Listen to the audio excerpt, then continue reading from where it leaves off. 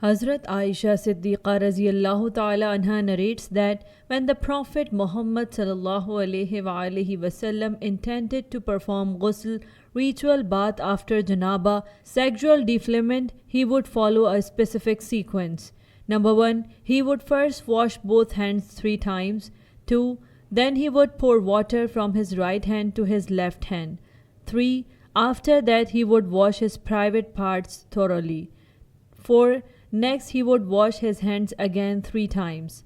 5, he would perform ablution 3 times. 6, he would pour water into his nostrils 3 times. 7, he would wash his face 3 times. 8, then he would wash his hands 3 times. 9, after that he would pour water over his head 3 times. 10, subsequently he would wash the rest of his body starting from the right side, and finally he would wash his feet. Musnad Ahmad Hadith number 23551.